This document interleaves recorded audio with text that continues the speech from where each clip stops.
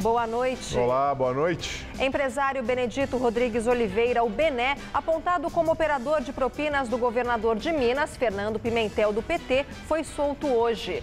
Procurador-Geral da República, Rodrigo Janot, afirma que há indícios de recebimento de propina pelo atual ministro da Educação, Mendonça Filho, do DEM.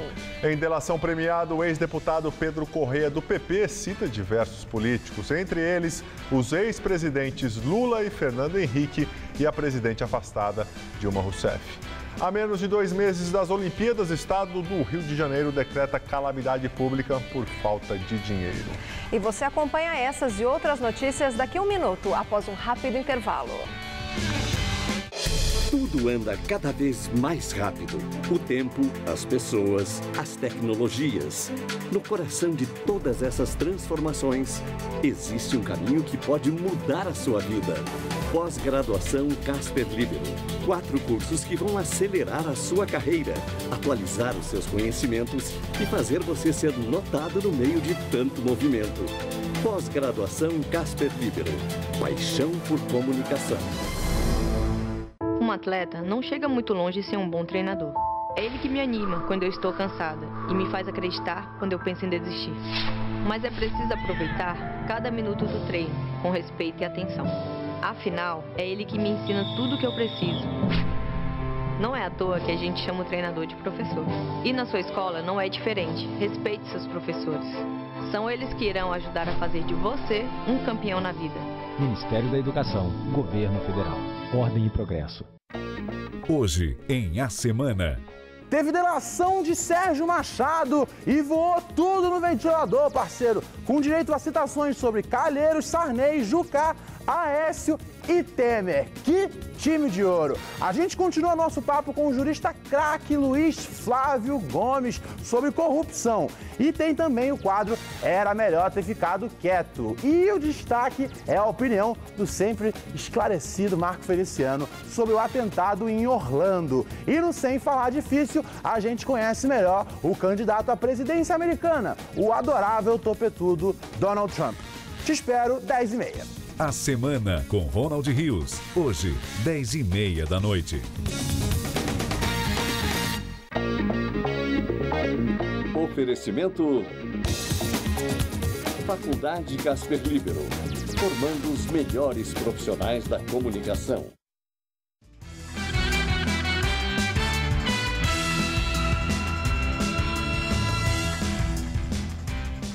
Em depoimento no DHPP, o Departamento Estadual de Homicídios e de Proteção à Pessoa, os 2 policiais militares envolvidos no tiroteio que deixou um menino de 10 anos morto no último dia 2 de junho, na zona sul da capital, disseram que foram recebidos a tiros pelos menores.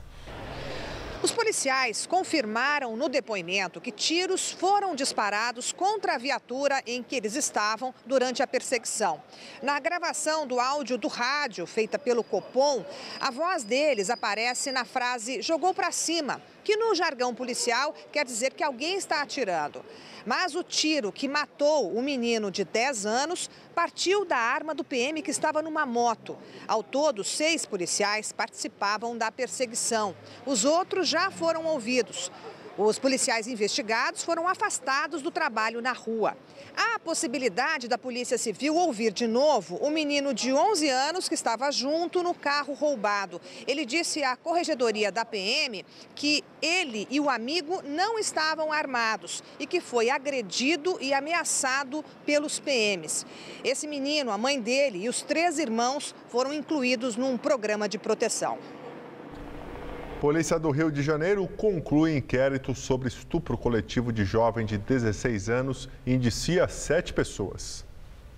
Os 7 indiciados pelo crime são Raide Souza e Rafael Duarte Belo, que já estão presos, Moisés Camilo de Lucena, Sérgio Luiz da Silva, Michel Brasil da Silva, Marcelo Miranda e também um adolescente. Eles foram indiciados por crimes como estupro e divulgação de imagens. Se condenados, eles podem receber penas que variam de 8 a 15 anos de prisão, O jogador de futebol Lucas Perdomo Duarte, que chegou a ser preso, não vai ser indiciado por nenhum crime por falta de provas. De acordo com a delegada Cristina Bento, muitas provas do crime estavam no celular de um dos indiciados. As investigações mostram que a jovem foi estuprada no mínimo 2 vezes. Após ter sofrido ameaças, ela entrou para o Programa de Proteção a Crianças e Adolescentes e saiu do Rio de Janeiro. O ministro Teori Zavascki, relator da Operação Lava Jato no Supremo Tribunal Federal, homologa a delação premiada de Fábio Cleto, ex-vice-presidente de loterias da Caixa Econômica Federal. Nos depoimentos que permanecem em segredo de justiça, Cleto cita nomes de pessoas com foro privilegiado que teriam envolvimento em fraudes, como o presidente afastado da Câmara dos Deputados, Eduardo Cunha, do PMDB. Cleto relatou que Cunha recebeu propina em troca da liberação de recursos do FGTS. O líder do governo na Câmara dos Deputados, André Moura, do PSC, se apoderou de uma pequena prefeitura no interior de Sergipe, segundo a revista Época. De acordo com a reportagem, ele escolhia quem iria participar do governo e usava dinheiro público para pagar despesas pessoais e agradar aliados políticos e eleitores. Em gravação revelada pela revista, o ex-prefeito de Pirambu, Juarez Batista dos Santos, detalha como se transformou no prefeito decorativo do município, que fica a 61 quilômetros de Aracaju. Segundo o ex-prefeito Moura, que também foi prefeito da cidade, ele mantinha a estrutura da prefeitura à sua disposição e de seus familiares. Quem era o candidato a prefeito? Foi notícia, né, em todo o estado, e então hoje o cunhado dele é oficial, né? Elinho. Qual era a exigência? E eu iria, né, administrar na cidade, juntamente com Elinho, com a ajuda, né, do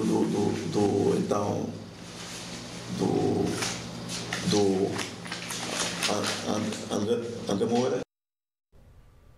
A revista Época diz que entrou em contato com André Moura ontem e ele disse que estava disponível para conversar. Mas depois que tomou conhecimento do assunto, não atendeu mais aos telefonemas, nem respondeu às mensagens de texto da revista. Em delação premiada, o ex-deputado Pedro Correia, do PP, cita diversos políticos. Entre eles, o ex-presidente, aliás, os ex-presidentes Lula e Fernando Henrique e a presidente afastada Dilma Rousseff. No caso de Dilma, ele disse que em 2010 ela participou de um encontro com o ex-diretor da Petrobras, Paulo Roberto Costa, e a cúpula do PP. Na ocasião, foram selados pedidos de dinheiro e apoio político da petista na campanha de 2010 e esquemas de propina no período em que Dilma coordenava o PAC, quando era ministra da Casa Civil. Sobre o governo Fernando Henrique, ele mencionou a votação que aprovou a emenda constitucional que possibilitou a reeleição do Tucano, em 97. Ele afirmou que a FHC contou com o apoio financeiro do empresariado para aprovar o projeto da reeleição. Já sobre Lula, ele disse que o petista articulou o esquema de corrupção na Petrobras. Segundo ele, Lula teria imposto rigorosamente a nomeação de Paulo Roberto Costa para a diretoria de abastecimento da estatal em 2004. Correia disse também que o PCdoB recebia propina de contratos do Minha Casa Minha Vida. Segundo ele, o ex-ministro Aldo Rebelo embolsava 1/3 do dinheiro sujo destinado aos comunistas no esquema. Ainda na delação, o ex-deputado revelou propinas para o Congresso não investigar a Petrobras desde 2002. Segundo ele, tanto parlamentares da base do governo e da oposição levaram dinheiro para não convocar empreiteiros. Ele citou o senador Álvaro Dias, do PV, Aloísio Mercadante, do PT, e o ex-deputado Sérgio Guerra, morto em 2014. A delação de Pedro Correia ainda não foi homologada pelo ministro Teori Zavascki, relator da Operação Lava Jato no Supremo Tribunal Federal. Correia já foi condenado no mensalão petista e na Lava Jato.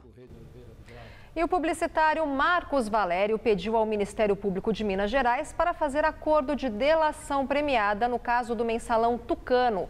A promotoria investiga desvio de recursos públicos para financiar campanhas do PSDB no estado desde os anos 90. Condenado no mensalão petista, Marcos Valério está preso desde novembro de 2013. Ele foi condenado a 37 anos de prisão por corrupção ativa, peculato, evasão de divisas, lavagem de dinheiro e formação de quadrilha. E em delação premiada, Sérgio Machado diz que políticos de diversos partidos estavam preocupados com os rumos da Operação Lava Jato. Segundo o ex-presidente da Transpetro, o senador Romero Jucá, do PMDB, sugeriu até uma constituinte para tirar poderes do Ministério Público. Em depoimento, Machado revelou que a tentativa de estancar a Lava Jato não partiu apenas do PMDB. Na conversa com o senador Romero, ele falou que tinha estado há poucos dias com reunião com o PSDB, que também estava preocupado com o assunto. E o senador Romero aventou as hipóteses de tentar um entendimento no sentido de manter a operação no que estava, ou aguardar uma constituinte que podia acontecer em 18, onde poderia ser limitado os poderes do Ministério Público. Machado disse também que essa negociação era uma tentativa de livrar políticos de vários partidos, inclusive o ex-presidente Lula, investigado na Lava Jato. Machado revelou ainda que o presidente do Senado, Renan Calheiros, pensava em 3 pontos para conter as investigações. Primeiro, não permitir a colaboração de quem estava preso. O segundo ponto seria voltar à interpretação que existia na Constituição, que a pessoa só poderia ser julgado, poderia ser preso depois de transitado e julgado. E a terceira hipótese seria, na lei de leniência, fazer uma discussão melhor sobre a lei de leniência, onde pudesse ficar claro todos os pontos. Na delação, Machado relata pagamento de propina para mais de 20 políticos. Seus depoimentos já causaram a queda de 3 ministros do governo Temer. Ontem, saiu Henrique Alves, do PMDB, que estava no turismo. Antes, já tinham deixado o ministério Romero Jucá, do Planejamento, e Fábio Silveira, da Transparência, Fiscalização e Controle. O ministro do Meio Ambiente, Sarney Filho, do PV, também foi citado na delação de Machado, mas por enquanto permanece no governo. Em reunião no Palácio do Jaburu, o presidente interino Michel Temer determinou aos ministros Eliseu Padilha, da Casa Civil, e Gedel Vieira Lima, da Secretaria de Governo, que conversem com todos os integrantes do primeiro escalão sobre qualquer envolvimento que possam ter com as investigações da Operação Lava Jato. Segundo o jornal O Globo, pela diretriz dada na reunião, quem tiver qualquer envolvimento nas investigações deve pedir para sair do governo. O Planalto avalia que ainda é possível estancar a crise e minimizar os danos após a queda de 3 ministros no primeiro mês de governo. E direto de Brasília, Josias de Souza fala sobre os impactos da crise política na economia. O governo tinha se preparado para deflagrar nesta semana um grande debate sobre a emenda constitucional que institui um teto de gastos para o serviço público. Essa proposta é a menina dos olhos do ministro Henrique Meirelles da Fazenda. Há 2 dias, a proposta foi divulgada pelo presidente Michel Temer numa grande reunião com líderes partidários, mas é como se nada tivesse acontecido. Desde então, só se fala de corrupção e lava-jato. A crise moral dificulta a resolução da crise econômica. Hoje, numa entrevista de rádio, Henrique Meirelles disse que a crise política é de curto prazo e vai se resolver de uma forma ou de outra. Enquanto o ministro da Fazenda encontra uma boa explicação para o que seja curto prazo, a administração interina de Michel Temer precisa resolver um problema, e é um problema muito sério. A sociedade brasileira é incapaz de reconhecer a honestidade do governo do PMDB. E o governo precisa informar se será capaz de demonstrá-la. Boa noite. Em documentos da Lava Jato, o Procurador-Geral da República, Rodrigo Janot, afirma que há indícios de recebimento de propina pelo atual ministro da Educação, Mendonça Filho, do DEM de Pernambuco. Segundo Janot, imagens de um dos celulares de Valmir Pinheiro, ex-diretor da UTC, registram a conta para doações da campanha de Mendonça em 2014. O procurador diz que é curioso observar que na prestação de contas do agora ministro, há a doação de R$100 mil da Odebrecht e da Queiroz Galvão.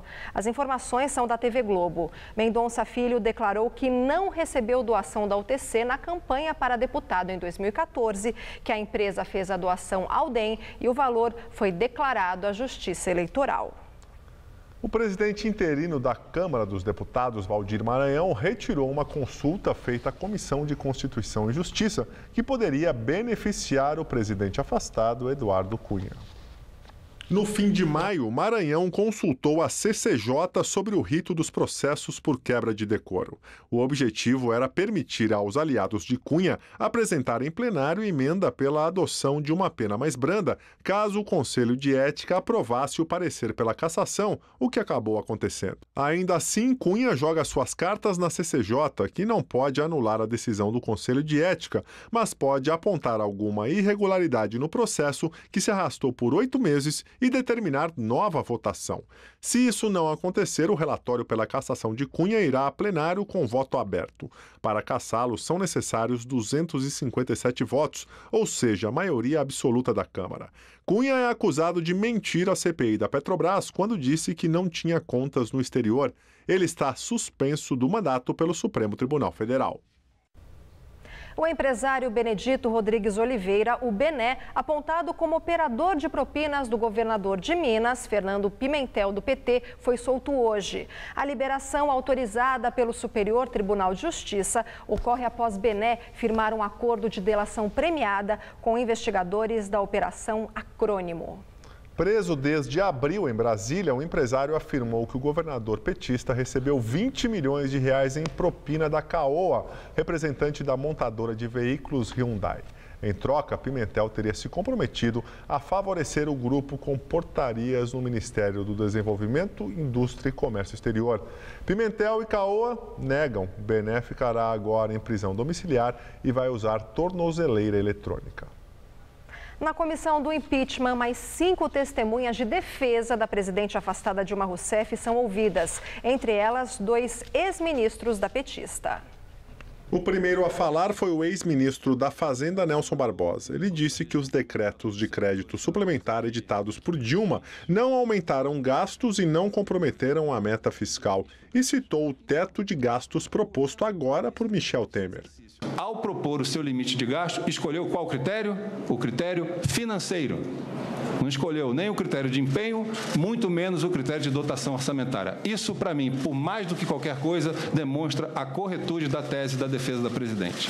Os senadores pró-impeachment reagiram. E a presidente da República atentou, sim, contra o artigo 85, contra as leis fiscais e orçamentárias do país.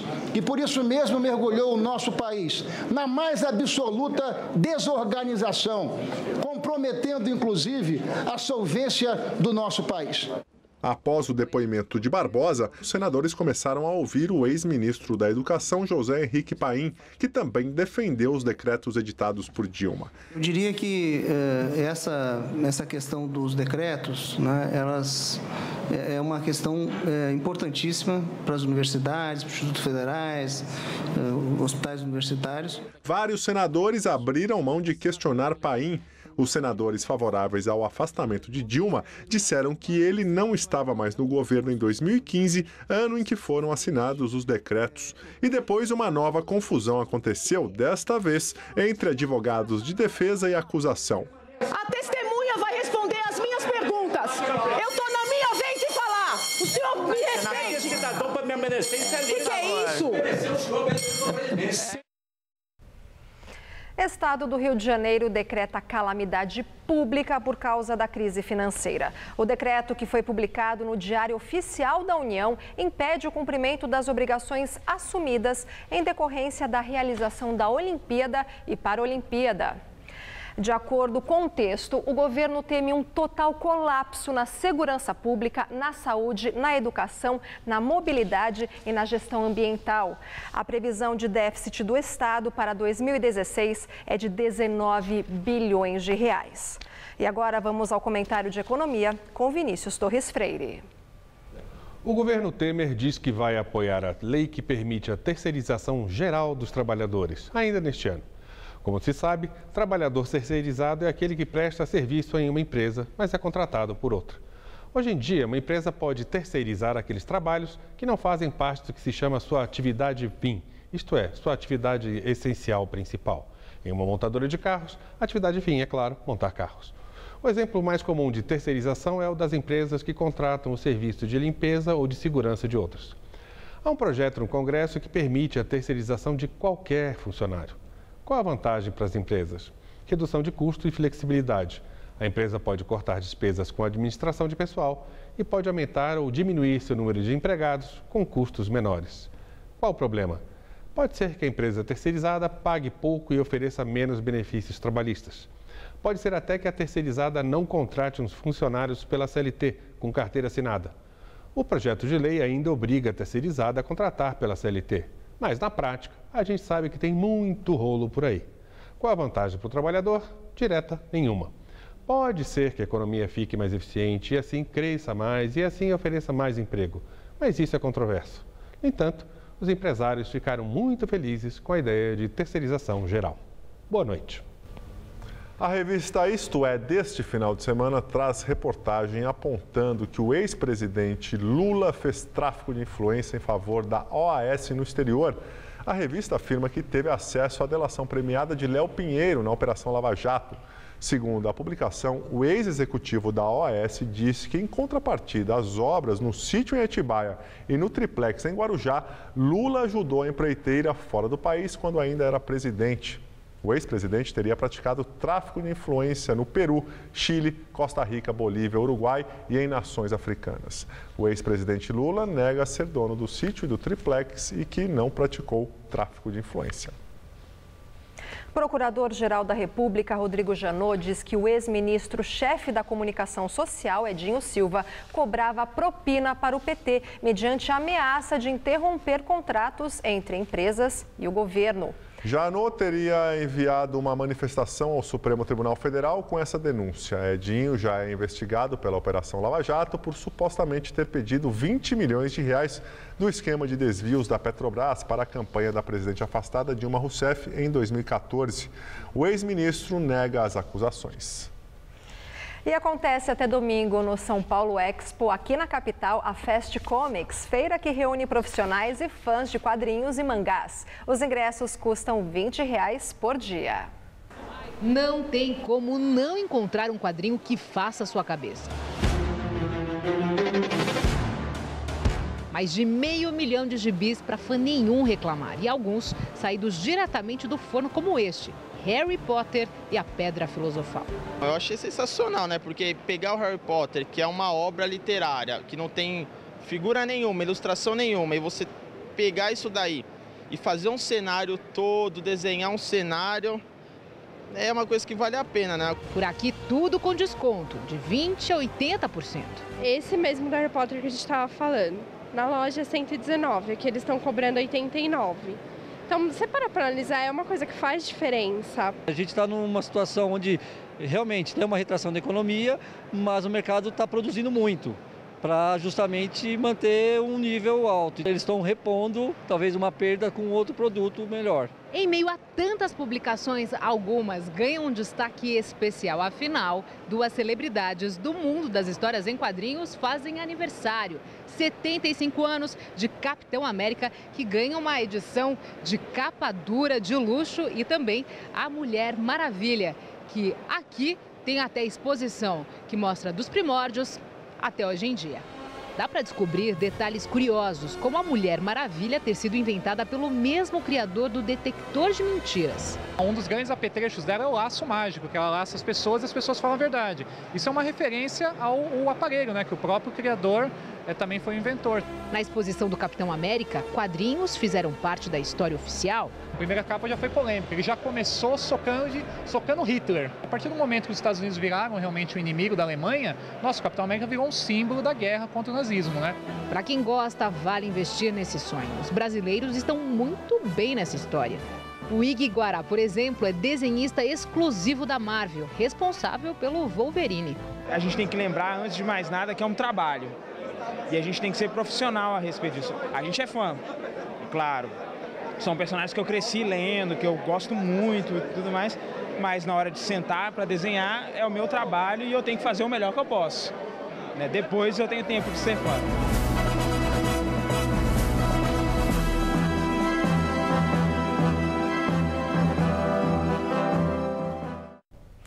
Bem, nós ficamos por aqui, mas a edição de hoje pode ser vista no site do Jornal da Gazeta. Ótimo fim de semana para você e para você também, Gabriel. Você também, uma boa noite para você de casa. Muito obrigado pela companhia. Se divirta no final de semana. A gente se vê na segunda-feira. Fique agora com A Semana com Ronald Rios.